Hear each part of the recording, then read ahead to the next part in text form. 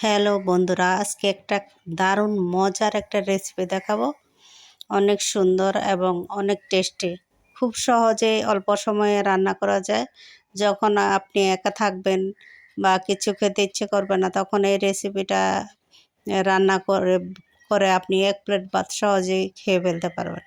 তো প্রথমে দিয়ে দিচ্ছি আমি পেঁয়াজ কুচি। পেঁয়াজ কুচিটা একটু বেশি পরিমাণ নিতে হবে। আমার পেঁয়াজ কুচিটা একটু কম হয়েছে, আর একটু বেশি নিলে ভালো হতো।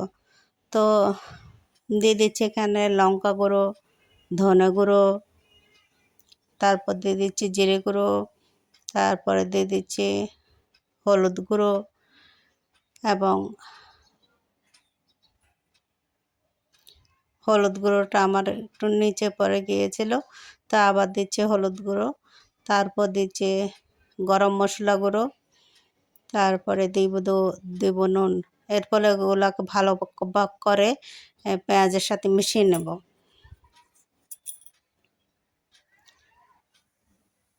এখানে ভালো করে মেশাতে হবে, মানে ভালো করে কষাতে হবে একটু।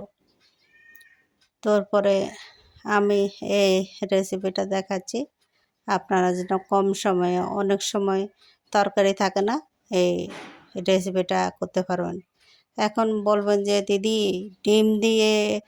ডিম ভাজে, কিন্তু আমরা সাধারণত পেঁয়াজ কাঁচামরিচ দিয়ে ডিম ভাজি করে থাকি। এইভাবে ডিম ভাজিটা করে নেবেন, অনেক টেস্টি। তাই আমি পেঁয়াজটা একটু ছড়িয়ে দিয়ে তারপরে ডিমটা মাঝখানে দিয়ে দিলাম, আর বাকি পেঁয়াজগুলো উপর দিয়ে দিব। দিয়ে তারপরে এটা এক পিঠ হওয়া পর্যন্ত অপেক্ষা করব, আর পরে আরেক পিঠ উল্টে দেব। তো বলবেন দিদি এই ডিমের রেসিপি আসলে আপনারা একবার করে দেখবেন, তারপর বলবেন দিদি আপনি কি আমি সত্য বলেছি না মিথ্যে বলেছি। অনেক টেস্টি একটা রেসিপি। আমরা তো এমনি ডিম পোচ করি বা ডিম ভাজি করি পেঁয়াজ কাঁচামরিচ দিয়ে।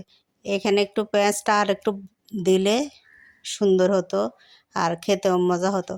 এখন অনেক টেস্ট হয়েছে, আপনারা এবার দেখে বলেন, আপনারা খেয়ে আমাকে বলবেন, বা আমার রেসিপিটা কেমন হয়েছে, রান্নাটা কেমন হয়েছে। সবাই লাইক কমেন্টস এবং শেয়ার করবেন। অনেক ধন্যবাদ।